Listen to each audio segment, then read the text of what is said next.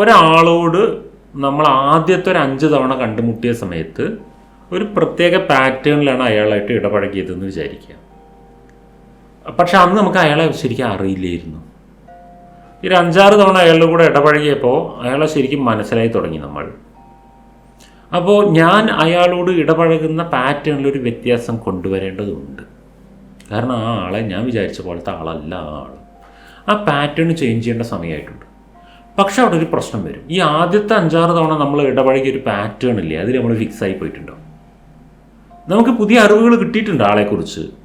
പക്ഷേ നമ്മളുടെ pattern change ചെയ്യാൻ വേണ്ടി അത് ഇരിക്കണം എന്നുണ്ടെങ്കിൽ, അങ്ങനെ ഒരു കാര്യം അവിടെ നടക്കണം എന്നുണ്ടെങ്കിൽ നമ്മൾ അതിനൊന്നും ഇരിക്കണം. എന്തായിരുന്നു എൻ്റെ പാറ്റേണിലെ പ്രശ്നം എന്നുള്ളത് കണ്ടുപിടിക്കാം. അപ്പോൾ ആ വ്യക്തിയെ ഡീല് ചെയ്യുവാൻ വേണ്ടി നമ്മളൊരു പുതിയ സോഫ്റ്റ്വെയർ അവിടെ ബിൽഡ് ചെയ്യേണ്ടി വരും.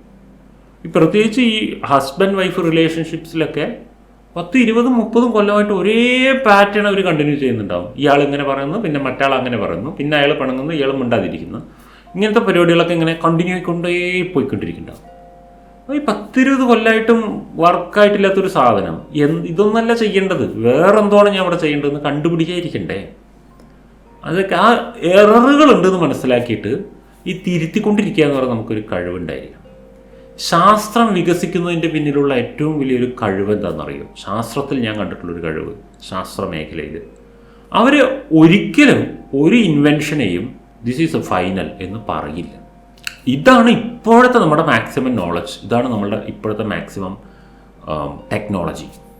ഇത് ഇനി അപ്ഡേറ്റ് ആവും. അതിങ്ങനെ ഓപ്പണാണ്, ആർക്കും കയറി അത് അപ്ഡേറ്റ് ചെയ്യാം. അതിനേക്കാൾ പ്യൂരിഫൈഡ് ആയിട്ടുള്ള, അതിനേക്കാൾ മെച്ചപ്പെട്ടൊരു ടെക്നോളജി, മെച്ചപ്പെട്ടൊരു അറിവ് അവിടെ വന്നു കഴിഞ്ഞാൽ ഈ പഴയ അറിവ് എടുത്തു കളയാൻ തയ്യാറാണ് അവർ. ഈ അപ്ഡേഷന് തയ്യാറായിട്ടുള്ള ഒരു മെൻറ്റാലിറ്റി കൊണ്ട് നടക്കുന്നതാണ് ശാസ്ത്ര സമൂഹത്തിൽ ശാസ്ത്രജ്ഞന്മാരുടെ ഈ ത്വരിത വേഗതയിലുള്ള വളർച്ചയ്ക്കുള്ള കാരണം. നിങ്ങളൊന്ന് ശ്രദ്ധിച്ചു നോക്കിയേ, ഈ ലോകത്തിൽ ഇത്രയും സ്പീഡിൽ വളരുന്ന മറ്റൊരു മേഖലയുമില്ല. അത്രയും സ്പീഡിൽ മതം വളരുന്നില്ല, പൊളിറ്റിക്സ് വളരുന്നില്ല, സോഷ്യൽ സ്ട്രക്ചേഴ്സ് വളരുന്നില്ല, സംസ്കാരങ്ങൾ വളരുന്നില്ല, എഡ്യൂക്കേഷൻ സിസ്റ്റം വളരുന്നില്ല, ഒന്നും വളരുന്നില്ല. ശാസ്ത്രം അത്രയും സ്പീഡിലാണ് വളരുന്നത്. ഒരു സാധനം സ്പീഡിൽ വളരുന്നുണ്ടെങ്കിൽ അതിനുള്ള റീസൺ അത് എനി ടൈം എവിടെ വെച്ചും തിരുത്തലുകൾക്ക് സന്നദ്ധമായിരിക്കുന്നതുകൊണ്ടാണ്. അതുകൊണ്ടാണ് സയൻസ് വളരുന്ന സ്പീഡിൽ. നമ്മൾ ചെയ്ത പലതിലും പല എറേഴ്സ് ഉണ്ടാകും. അത് ഏത് മൊമെന്റിലും ഞാൻ തിരുത്തുവാൻ തയ്യാറാണ്. അഭിപ്രായങ്ങൾ, നിലപാടുകൾ, ബിലീഫ് സിസ്റ്റംസും നോളജും. അഭിപ്രായങ്ങൾ, നിലപാടുകൾ, ബിലീഫ് സിസ്റ്റംസ്, നോളജ് ഏത് ഘട്ടത്തിലും തിരുത്താൻ തയ്യാറായിരിക്കണം. നമ്മളെക്കുറിച്ച് പൊതുവെ ആളുകൾക്ക് ഇങ്ങനൊരു അഭിപ്രായം ഉണ്ടായിട്ടുണ്ടെന്ന് വിചാരിച്ചോ, ഒരു പ്രത്യേക അഭിപ്രായം ഉണ്ടായിട്ടുണ്ട്. ആ അഭിപ്രായം എല്ലാവരും കൂടെ ചേർന്ന് നമ്മൾക്ക് ഇട്ട് തന്നിട്ടുണ്ട്. നമ്മൾ നമ്മുടെ ഒരു ഐഡൻറ്റിറ്റി ബിൽഡ് ചെയ്യുന്നൊരു പോയിന്റ് ഉണ്ട്. നമ്മുടെ ഐഡൻറ്റിറ്റി ബിൽഡ് ചെയ്തത് നമ്മളായിട്ടല്ല. നമ്മളെക്കുറിച്ച് പലരും പലയിടത്തുനിന്നും പല ഘട്ടങ്ങളിൽ പല ഫീഡ്ബാക്സും നമുക്കിങ്ങനെ തന്നിട്ടുണ്ടാവും നമ്മളെക്കുറിച്ച്. ഈ ഫീഡ്ബാക്കുകളെല്ലാം നമ്മളുടെ സബ് കോൺഷ്യസ് ഏരിയയിലേക്ക് ഇങ്ങനെ ഇൻഫ്ലുവൻസ് ചെയ്ത് നമ്മളെക്കുറിച്ച് നമ്മളൊരു ഡെഫിനേഷൻ ഉണ്ടാക്കി വെച്ചിട്ടുണ്ടാവും. അതാണ് ഫസ്റ്റ് നടക്കുന്ന സ്റ്റേജ്. ഒപ്പീനിയൻസ് കളക്ട് ചെയ്യുന്നു. ഈ ഒപ്പീനിയൻസ് നിന്ന് നമുക്ക് പറ്റിയതിനെ മുഴുവൻ ഇങ്ങനെ സ്ക്രാച്ച് ചെയ്തെടുത്തിട്ട് നമ്മൾ ഡെഫിനിഷൻ ഉണ്ടാക്കുന്നു. ക്ലിയർ? മനസ്സിലാവുന്നുണ്ട് ഞാൻ പറയുന്നത്? അത് ഏതോ കാലത്ത് ആരുടെയൊക്കെ ഒപ്പീനിയൻസിൽ നിന്നാണ് നമ്മുടെ ഡെഫിനിഷൻ ഉണ്ടായിരിക്കുന്നത്. പിന്നീട് 10-20 കൊല്ലം കഴിഞ്ഞു എന്ന് വിചാരിച്ചു, കുറേ കാലം കഴിഞ്ഞിരിക്കുന്നു, ലൈഫിൻ്റെ സിറ്റുവേഷനൊക്കെ മാറിയിരിക്കുന്നു, വേറെ രീതിയിൽ എവിടേക്കാണ് വേറെ ജീവിക്കുന്നത്, ആ രാജ്യത്തിലല്ല ജീവിക്കുന്നത്, ആ ആളുകളുടെ ഇടയിലല്ല ജീവിക്കുന്നത്, ആ സിറ്റുവേഷൻ അല്ല ഇപ്പോൾ. പക്ഷേ പണ്ടെപ്പോഴും ഉണ്ടാക്കി വെച്ച ഐഡൻറ്റിറ്റി ഉണ്ടല്ലോ, ആരോ പണ്ട് തന്ന അഭിപ്രായങ്ങളിൽ നിന്നുണ്ടാക്കിയിട്ടുള്ള ഐഡൻറ്റിറ്റി, അത് ഇപ്പോൾ നമുക്കൊരു ത്രെട്ടായിരിക്കും. അപ്പോൾ ഇപ്പോഴത്തെ സിറ്റുവേഷനായിട്ട് അത് മാച്ച് ആവുന്നുണ്ടാവില്ല. പക്ഷേ നമ്മൾ സബ് കോൺഷ്യസിൽ ഉണ്ടാക്കി വെച്ചിരുന്ന ഐഡൻറ്റിറ്റി നമ്മൾ പൊളിക്കാൻ തയ്യാറുമല്ല. അപ്പം നമ്മൾ അവിടെ സഫക്കേഷൻ അനുഭവിക്കും. അതാ പറയുന്നത്, അറിവിൽ, ബിലീഫ് സിസ്റ്റത്തിൽ, നിലപാടിൽ, അഭിപ്രായത്തിൽ കാലഘട്ടത്തിനനുസരിച്ച് പൊളിച്ചെഴുത്തലുകൾ നടത്തുവാൻ നമ്മൾ തയ്യാറാണ്. ഈ ലോകത്തെ ഏറ്റവും പവർഫുൾ ആയിട്ടുള്ള സാധനം ഈ കാലമാണ്. കാലം സഞ്ചരിച്ചുകൊണ്ടേയിരിക്കും, മാറ്റങ്ങൾ ഉണ്ടാക്കിക്കൊണ്ടേയിരിക്കും. അത് ആരോട് ഔദാര്യത്തിന് നിൽക്കുന്നില്ല, അത് ആരോടും പെർമിഷൻ ചോദിക്കാൻ നിൽക്കുന്നില്ല. കാലം ഇങ്ങനെ ദയാദാക്ഷിണ്യമില്ലാതെ സഞ്ചരിക്കും. അത് പരിവർത്തനങ്ങൾ സൃഷ്ടിച്ചുകൊണ്ട് പോയിക്കൊണ്ടേയിരിക്കും. ആ പരിവർത്തനത്തിൻ്റെ ഒപ്പം പിടിച്ചു നിൽക്കേണ്ടത് നമ്മുടെ ഉത്തരവാദിത്തമാണ്. നമ്മൾ ബലം പിടുത്തങ്ങളിൽ നിന്ന് കഴിഞ്ഞാൽ കാലത്തിനൊപ്പം അപ്ഡേറ്റ് ആവാതെ വരികയും കാലത്തിനൊപ്പം അപ്ഡേറ്റ് ആവാത്തത് കാലഹരണപ്പെടുകയും ചെയ്യും. കാലഹരണം, ഈ വാക്ക് നമ്മൾ കേട്ടിട്ടില്ലേ? എന്താ കാലഹരണം എന്ന് പറഞ്ഞ അർത്ഥം? ആ വേർഡിൻ്റെ മീനിങ് എന്താ? ആർക്ക് പറയാൻ പറ്റും? കാലഹരണം എന്ന വാക്കിൻ്റെ അർത്ഥം എന്താ? ഗുണനം ഹരണം എന്നൊക്കെ പറഞ്ഞ് പഠിച്ചിട്ടില്ലേ നമ്മൾ? നശിപ്പിക്കുക എന്നതാണ് ഹരണം എന്ന് പറഞ്ഞാൽ അതിൻ്റെ അർത്ഥം. ശരിക്കും പറഞ്ഞാൽ നശിപ്പിക്കുക എന്നുള്ളതാണ്. അപ്പൊ കാലഹരണം എന്ന് പറഞ്ഞാൽ കാലം നശിപ്പിക്കുന്നത്. അപ്പോൾ നമ്മൾ കാലഹരണപ്പെട്ടു പോകാതിരിക്കുവാൻ നമ്മൾ ശ്രമിക്കണം.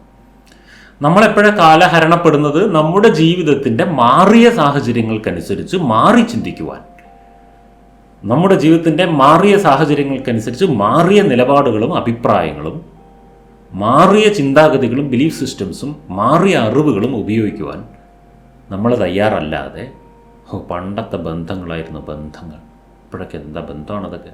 നൊസ്റ്റാൾജി അടിച്ച് ഇൻസ്റ്റാഗ്രാമിലൊക്കെ പറയാൻ പറ്റും, അല്ലാതെ ലൈഫ് അങ്ങനെയല്ല. ലൈഫ് ഇപ്പോഴാണ് നടക്കുന്നത്. ഈ 2025 എന്താണോ ലോകം അതാണ് ലോകം. നമുക്ക് ഇഷ്ടമാണോ ഇഷ്ടമല്ലേ നമ്മൾ അവിടെയാണ് ജീവിക്കേണ്ടത്. വേനൽക്കാലം മഴക്കാലം മാറി വരുന്ന പോലെ നിങ്ങളുടെ പെർമിഷൻ അത് ചോദിക്കില്ല. നിങ്ങളൊക്കെ കുട വാങ്ങിയ കോട്ടൊക്കെ വാങ്ങിയ മഴ വന്നാട്ടെ ഞാൻ എന്ന് ചോദിക്കുമോ? അതിന് വരും. കാലം മാറി, നമ്മൾ വേഗം കുടയും വടിയായിട്ട് റെഡി ആയിക്കൊള്ളണം. അടുത്ത വേനൽക്കാലം അങ്ങോട്ട് കടന്നു വരും, കാറ്റുകാലം അങ്ങോട്ട് വരും, നമ്മൾ സെബോളിൻ ക്രീമൊക്കെ വാങ്ങി റെഡിയായി ഇരുന്നോളണം. കാലം മാറുമ്പോൾ നമ്മൾ അതിനനുസരിച്ച് മാറൽ മാത്രമാണ് സൊല്യൂഷൻ. നമ്മൾക്ക് കാലത്തെ മാറ്റാൻ പറ്റുന്നില്ല, കാലാവസ്ഥ മാറ്റാൻ പറ്റുന്നില്ലാത്ത പോലെ തന്നെയാണ് കാലത്തെയും. ഇതിനനുസരിച്ച് അപ്ഡേറ്റ് ആകുവാനുള്ള മാനസികാവസ്ഥ ഉണ്ടല്ലോ, ആ flexibility of mind, this is A great real life skill. Internet എന്ന ലോകോത്തര സാങ്കേതിക വിദ്യ ഉപയോഗിച്ച് നമുക്ക് ലൈഫ് ബിൽഡ് ചെയ്യാം, ലൈഫ് നശിപ്പിക്കുകയും ചെയ്യാം. ലോകത്തെ ഏറ്റവും പവർഫുൾ ആയിട്ടുള്ള ടൂൾ എനിക്ക് തോന്നിയിട്ടുള്ള ഇൻ്റർനെറ്റാണ് ഇന്നുള്ളതിൽ വെച്ച്. ആ ഒരു ടൂള് ജീവിതത്തെ തന്നെ മാറ്റിയിട്ടുണ്ട്, മനുഷ്യരുടെ ആവശ്യമില്ലാതെ ആക്കിയിട്ടുണ്ട്. പലരും നമുക്ക് മനുഷ്യരോട് ചോദിക്കണമായിരുന്നു പണ്ട്, ഇന്ന് മനുഷ്യരോട് ചോദിക്കണ്ട. നിങ്ങളിപ്പോൾ കുട്ടനാട്ടിലാണെങ്കിൽ കുട്ടനാട്ടത്തെ ഒരു മനുഷ്യനോട് നിങ്ങൾക്ക് അഭിപ്രായം ചോദിക്കാൻ പറ്റുമായിരുന്നുള്ളൂ. നിങ്ങൾക്ക് ഇപ്പോൾ ലോകത്തിലേത് കോണിലുള്ള ആളോടും സംശയം ചോദിക്കാം. അങ്ങനെയാക്കി ഇൻ്റർനെറ്റ് വന്നതോടുകൂടി നിങ്ങൾക്ക് ഈ മൂലയിൽ ഇരുന്ന് സംസാരിച്ച ലോകം മുഴുവനുള്ള ഓഡിയൻസിലേക്ക് ഒരു മെസ്സേജ് എത്തിക്കാൻ പറ്റും. അത്രയും പവർഫുൾ ടൂൾസാണ്. അതൊക്കെ ഉപയോഗിക്കുവാനുള്ള സ്കില്ല് ഒരു റിയൽ ലൈഫ് സ്കില്ലാണ്. ലോകത്തിലെ ഏറ്റവും ആധുനിക ടെക്നോളജികൾ ഉപയോഗിക്കുവാനുള്ള കഴിവ്. സോ നമ്മളെല്ലാം ഒരു അസസ്മെൻറ്റ് ചെയ്യാം, ഒരിടത്തിരുന്ന് ചിന്തിക്കുക, ഏതൊക്കെയാണ് എൻ്റെ റിയൽ ലൈഫ് സ്കില്ലുകൾ. എൻ്റെ അക്കാഡമിക് സ്കില്ലുകൾ അല്ലെങ്കിൽ എൻ്റെ എന്താ പറയുക കൈത്തൊഴിൽ എന്നൊക്കെ പറയില്ലേ നമ്മളുടെ കരകൗശല വിദ്യകൾ, അതൊക്കെ ഒരു സൈഡിൽ. ബട്ട് ഏറ്റവും ക്രിയേറ്റീവായിട്ടുള്ളൊരു കരകൗശല വിദ്യ കയ്യിലുണ്ടായിട്ടും അല്ലെങ്കിൽ ഏറ്റവും നല്ല ഒരു ക്രിയേറ്റീവ് ജോബോ സർട്ടിഫിക്കറ്റോ കയ്യിലുണ്ടായിട്ടും റിയൽ ലൈഫ് സ്കിൽ ഇല്ല എങ്കിൽ അത് നടക്കില്ല, വർക്ക് ചെയ്യില്ല. അതാണ് നമ്മൾ പരിശോധിക്കേണ്ട സാധനം. നമ്മുടെ മറ്റേ സ്കില്ലുകൾ എന്തുകൊണ്ട് വർക്കാവുന്നില്ല ചോദിച്ചാൽ അതുമായിട്ട് അലൈൻഡ് ആയിട്ട് നമ്മുടെ റിയൽ ലൈഫ് സ്കില്ലുകൾ വർക്ക് ചെയ്യുന്നുണ്ടാവില്ല. സ്വന്തം ഇമോഷൻസിനെ ഡീല് ചെയ്യുവാനുള്ള കഴിവ് ഒരു നമ്പർ 1 റിയൽ ലൈഫ് സ്കില്ലാണ്. സ്വയം പരിവർത്തനപ്പെടുവാൻ, ഞാൻ എന്നും പെർഫെക്റ്റ് ഒന്നും അല്ല, എനിക്ക് മാറ്റങ്ങളൊക്കെ ഒരുപാട് വേണം എന്നത് അംഗീകരിച്ച് എപ്പോഴും മാറ്റങ്ങൾ വരുത്തുവാൻ തയ്യാറായിരിക്കുന്ന മനസ്സ് ഒരു റിയൽ ലൈഫ് സ്കില്ലാണ്. ഇഫക്റ്റീവായിട്ട് കമ്മ്യൂണിക്കേറ്റ് ചെയ്യുവാനുള്ള കഴിവ് ഒരു റിയൽ ലൈഫ് സ്കില്ലാണ്. സാഹചര്യങ്ങളിൽ മോൾഡായി പോകുവാനുള്ള ഫ്ലെക്സിബിലിറ്റി ഒരു റിയൽ ലൈഫ് സ്കില്ലാണ്.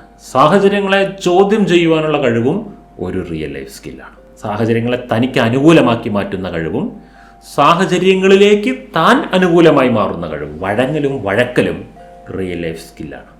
ഇങ്ങനെയുള്ള സാധനങ്ങളൊക്കെ പരിശോധിക്കുക. എന്നിട്ട് ഇതിൽ ഏതൊക്കെയാണ് എനിക്ക് കുറവുള്ളത് എന്ന് പരിശോധിക്കുക. ആ റിയൽ ലൈഫ് സ്കില്ലുകളിൽ പ്രാക്ടീസ് കൊടുക്കുക. ഇത് പ്രാക്ടീസ് കൊടുത്താൽ ഡെവലപ്പ് ആവുന്ന സാധനം കേട്ടോ. പ്രാക്ടീസിങ് ടൈമിൽ കുറച്ചൊരു സ്ട്രെസ് ഉണ്ടാവും. എല്ലാ പ്രാക്ടീസുകളും സ്റ്റാർട്ടിങ്ങിൽ ഒരു സ്ട്രെസ് ഉണ്ടാക്കും. അതിനെ പരിഗണിക്കാതെ മുന്നോട്ട് പോയാൽ മതി.